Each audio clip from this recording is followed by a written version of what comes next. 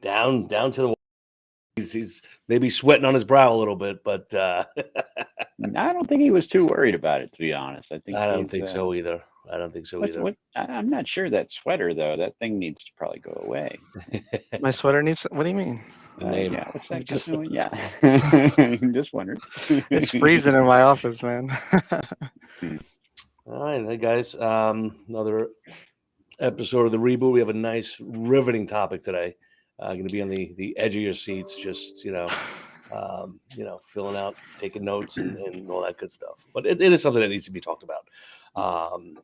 Documentation and tracking policies and stuff like that. We are the reboot. Try to meet every Wednesday at 1:30 Eastern Time and discuss business related topics. Not always technical, but we do tend to pivot in that direction because that's kind of what businesses It's where we rely on. live. Technology. Exactly. Exactly. And with that said, I am Brian Bracci with BNLPC Solutions and joined by the guy in the number 2 spot today. I am Dave Groot with WinStar Technologies, and we are in Virginia. And Brandon Bowers with Eisner Amper Managed Technology Services, and I am in sunny South You Florida. You are. This is for Well, sure. is it going to be 96 in your over the weekend at your house? Because it is here. It's Wow. pretty rough outside. I walked outside to go get my jacket because I was freezing in my office, and It's like Brian was amazing, saying, yeah. I'm sweating already coming back over here.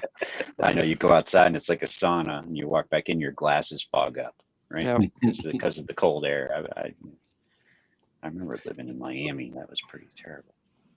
The heat. All right. So policy tracking. Oh, you were talking about stuff. Okay. Yeah. Documentation policy. Listen, I know that this is really a dry topic, and now, I don't want to get on a soapbox and rant and all that good stuff, but it is actually one of the most important things that is quite often missing from a business organization when it comes to, I would say, I'd venture to say operations in general on some level, but for sure with IT and then security on top of that. Yeah. And, policies, I mean, we're not specific here to the policies we're talking about. We're really, talking about how to keep track of the changes and the documentation so that and it not only protects the business, it protects any legalities that may come from bad policy management and if you potentially get rid of an employee and it's not the policy isn't clear, you can get sued based on not having proper documentation or policy in place to protect against certain things. And that I think leads to probably the first thing we should talk about is the consequences of bad policy tracking, right? So Well, even before there, like a lot of businesses just don't have any policies in place. So but there's I think we should talk about, like, why should you even create a policy to begin with? Like, is there a purpose, or why is it important to have policies? Absolutely. I mean, that's So, God, yeah, I Dave. mean, I was told at one time, and it resonated with me, and so I'll share it with you. Maybe it'll be useful. Policy is generally the way the rules of the game. Can you not hear me? Gotcha. No, I can hear you. Okay, great. And then Were procedure. we dozing off? I'm sorry. Is that? Yeah.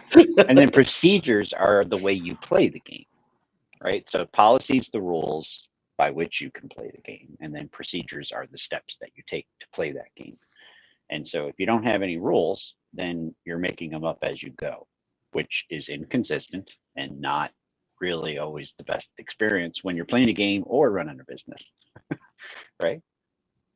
I think of it in two areas. Number one, if you're not in a compliance space and you're just a regular business running your day to day, why should you have policies? And I'll go based off of what you said, rules. You want to have rules in how to play the game and how people should be functioning. And how do your employees know what those rules are? Well, you have policies in place that they're supposed to follow. If you don't have those policies in place, they only know what somebody told them or showed them at some point, which may or may not be the way that you want things to be or may not be accurate. From from a compliance space, though, and what I'm seeing is that each and every industry that is being mandated by some form of compliance or regulation, like the vast majority of that is policy driven. Like, yeah, there's All tools. of it is. Yeah. Every last bit But of it is policy, and it's what like, isn't is procedure. do you have written documentation for this? Yes or no? You don't have it, like you fail. And It's well, okay. So a couple things. You're talking. You're right. In the compliance space, that's very important. And if you don't have a policy in writing that is attested to, then you don't have a policy. right. And I mean, in their eyes, uh, Yep. So for lack of consistency's sake, that's Yeah. just a good thing to do. But And there may be I some think policies that you have or maybe in place now, but it's a good idea to have, whether it be a physical signature or an electronic signature tracking, and that's auditable. So you can, as you make changes to it, number one, the changes are audited, but having that electronic signature pass through at least shows that you vetted your employees or whatever the case is, and here it is. So that having it is one thing, but also the more that you can incorporate that into like being able to be auditable and check some other boxes there is kind of important too. I mean, this is why nobody does it, Right. because you need three things, right? You got to have the policy, you got to have the procedure, and then you have to have evidence. That's the part you're talking about right there. Is Mhm. is the evidence that we have a policy, the evidence that those people were trained on that policy, the evidence that the policy was changed on a particular day. And last week, this employee was following the policy.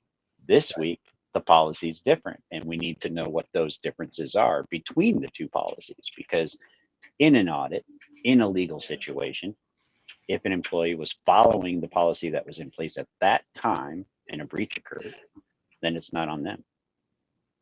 Right.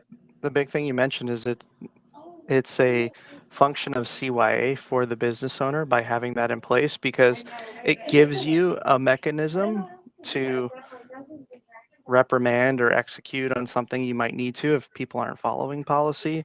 Um, and in the case where you do have a breach, not having to worry about from the drop of a hat, like, what are we going to do now? It's already been thought about. This is what we're going to follow.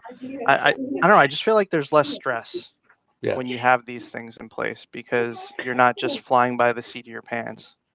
I think the funny thing is, from a perspective of a small business owner, is you're right, there's less stress when that's done, but the thought of doing that creates a Yeah. lot of stress for Yeah, an you're right. individual, for a small business, right? I mean, it seems overwhelming until you start really just kind of doing it, and then you find out it's not so terrible. It can be Right. done. Agreed. And so we're in agreement we should have policies. Yes, So policies and Everyone. documentation. Yeah. Yeah. so what's the next step? Well, I mean, again, it's the change management, right? So when those policies change, how are we tracking those things? Then we need to have the procedures, and that has to be trained, but it has to be from the top down, meaning it needs to be funded and it needs to be part of the culture of the organization to be effective. The top CEO and everybody below needs to be where it starts, not not the obstacle to Right. getting that done. They have So to fund it. I mean, I, that's it. I, I want to break that down into two pieces. One of them, what I'm hearing, is like repository. You need a place to store Yep. those documents and track changes, and people will need access and be able to see it. That's one piece. Another piece is, and I feel like this is usually where it sort of falls flat, is disseminating what those policies are to the staff so they understand it, so they can find it, so that they sign off that they've understand what's going on, maybe even re-reviewing in the future on some formal annual basis, or whatever, Hmm. based on internal processes a business might have.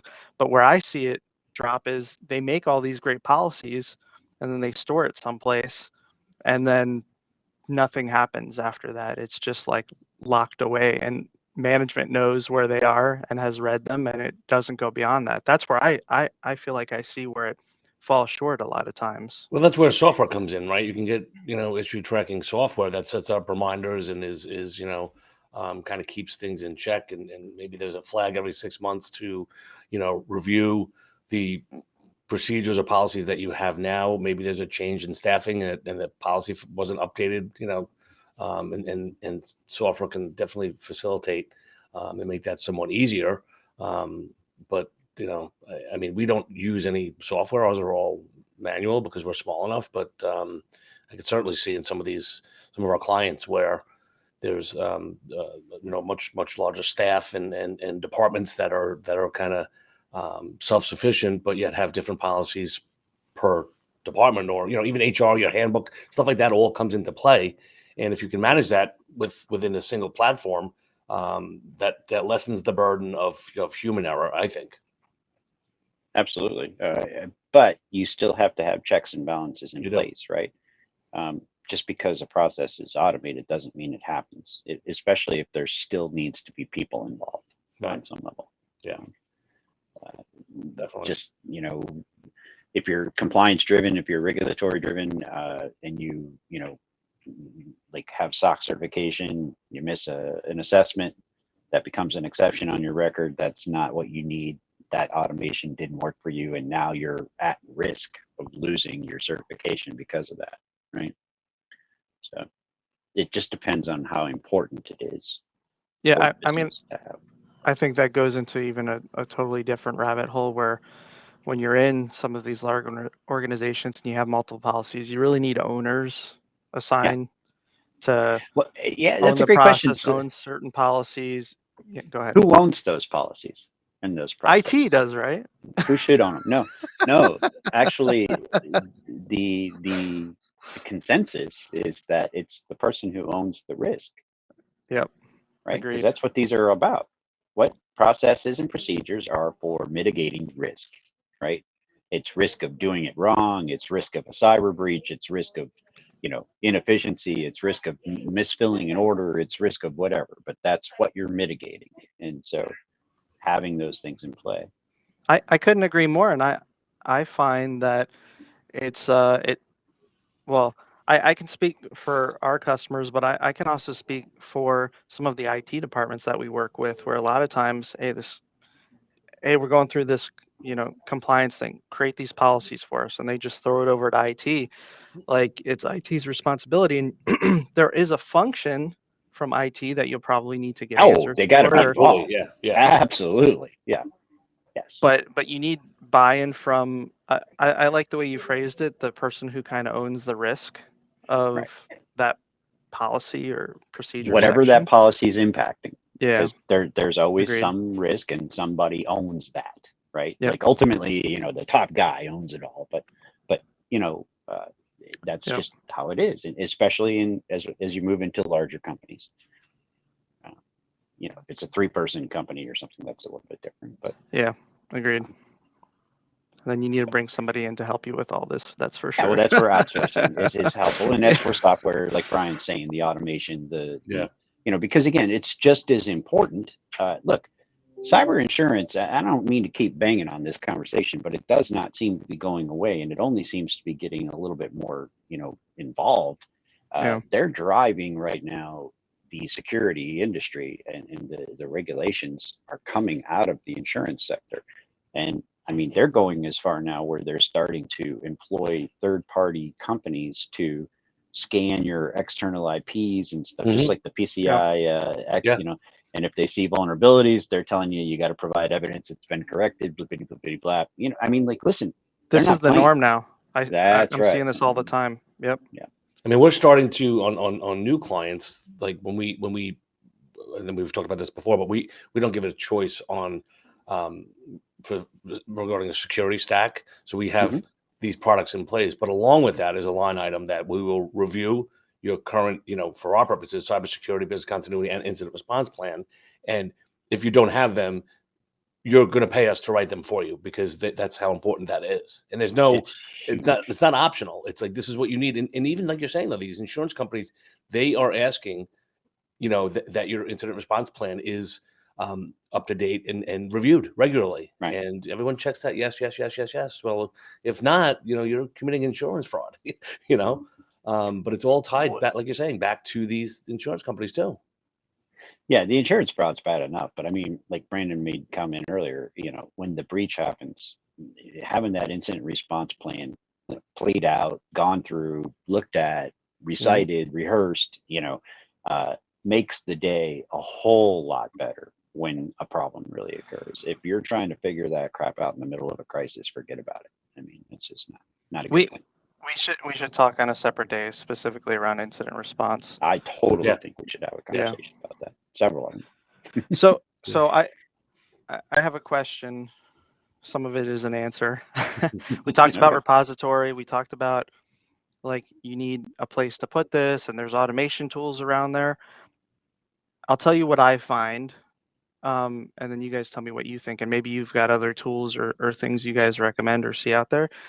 I find a lot of people think that there's more to it than there needs to be, especially in a smaller organization. Like for companies that are using Office 365, it can be as simple as, hey, we have now a SharePoint site that's called policies and procedures, and that's where like our permanent files go and versions get created when things change, and you can create workflows for approvals and things of that nature. Like that can be in systems you already have that you don't need to necessarily acquire in addition to. Like there might be a little bit of setup, but like that's an easy way you can do it. And I know there are other systems out there, but like as a starting point, I'm of the mindset like start leveraging what you got. I don't know if you guys necessarily agree, disagree, or what you're seeing out there in I think terms that's of. great. I mean, you're saying a Teams a channel that is just for your policies and procedures, or a Slack channel, whatever you're using. I mean, make it if you can keep it at least accessible, easily accessible through the cloud or through other means. That's definitely. And again, it's something, right? You got to start somewhere. You may outgrow that and need something else, but I Right. mean, that's a very simple way to start. I think what it comes down to it's a lesson I learned earlier in life with a lot of different things, but when it comes to legalities and it comes to audits and it comes to compliance here's the key. The key is consistency, right? Yeah. Like if you can declare and prove and show that your efforts were being put in place, like you were making an attempt to do the right thing, and you can show consistently that you approached it from that perspective, they're going to be a lot more forgiving than if you're just blatantly, willfully neglecting it and saying, forget about it, we don't care. Yep.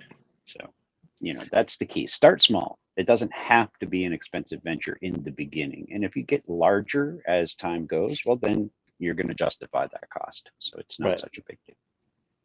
Yeah, and they're ultimately, I mean, what you're doing is really reducing the risk of liability, right? So if you're using and that's where the software comes in again, that can automate, like something needs to be signed, and they're getting reminders every week until they sign it. And what are you preventing there? You're preventing that. Oh, I never received that policy. So having that in place reduces your risk there. We were talking. Go ahead. I was just going to say around risk, where I see some of the more advanced tools bridge the gap or close the gap, is that, hey, yeah, SharePoint or a file share or whatever else works great for just storing policies. But a lot of times these policies, what we like to do is we like to map them to certain controls or some type of framework or compliance standard. And having one of these other systems, which you can call it a GRC system or whatever it is, can give you a visual of where your gaps are. So policies are a certain point, some of it are technical controls. And for an ownership team to quickly be able to see a dashboard of, hey, like this is where we've got the most risk right now. Let's focus in this area or in this bucket over the next quarter or over the next year.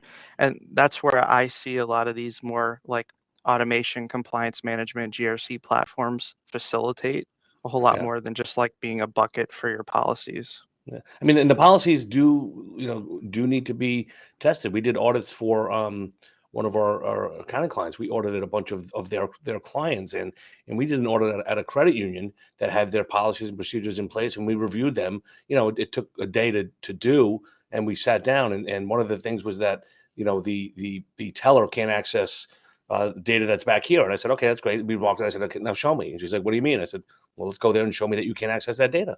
And she goes on there and goes through, and she's like, oh shit, I can. She's like, I shouldn't be able to. And I said, well, now we need to amend that policy to create a change and fix it and then go back to it. But that's why you do it, because maybe something changed along the lines. Well, that's along a the way. procedure issue, right? That's Internal not, the policy right. doesn't change. It's the Right. procedure, Exactly. right? Exactly. But conducting those internal control tests are important. Absolutely.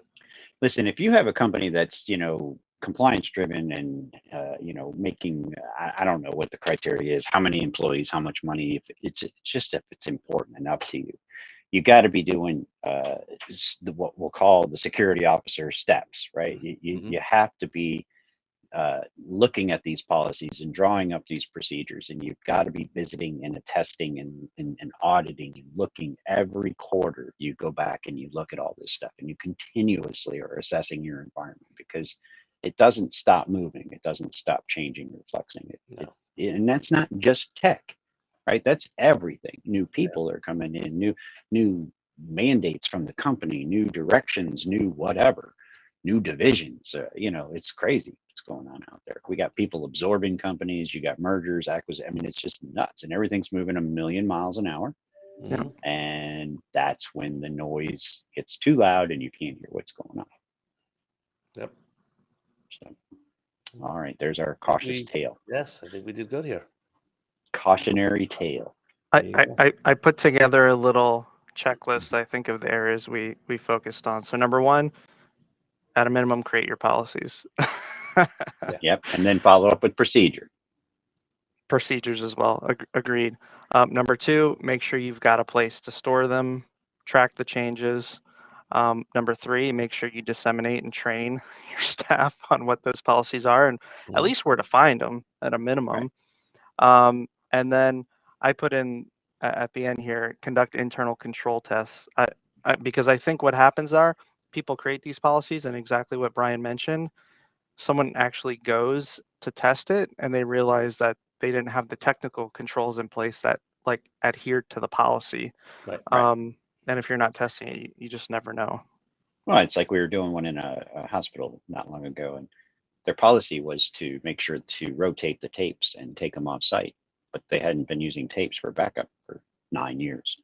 But the policy said that's what you had to do every day. What do you mean? I'm just like, well, wait a minute, So, but yeah, it can get crazy. And then using the tools you have, I would be remiss if I didn't say that Microsoft has a compliance module that can get tacked on to any one of your subscription license models. So Business Premium, E3, E5, and you can then take your SharePoint and all that other stuff and move it into this compliance module that will help you with your assessments as well as tracking the attestation and all that stuff. Just for everybody's help, that's the compliance manager, right? If somebody's searching. Yep. Compliance. Yep. It's a E5 compliance SKU. I can't remember what it's exactly called, but you can bolt it on to anything. Yep. Cool. Very good stuff. All right, guys. We will see you guys next week. Yes. Topic TBD. We don't want anyone to get too antsy waiting for something, so we'll put it out there last minute. All right. So I have lots of topics. Okay. I'm building out a whole list of them here. Let's we can talk for months. I'm assigning you as the owner, David. There you go. You're the owner of that policy. All right. Is it my risk? That's the question.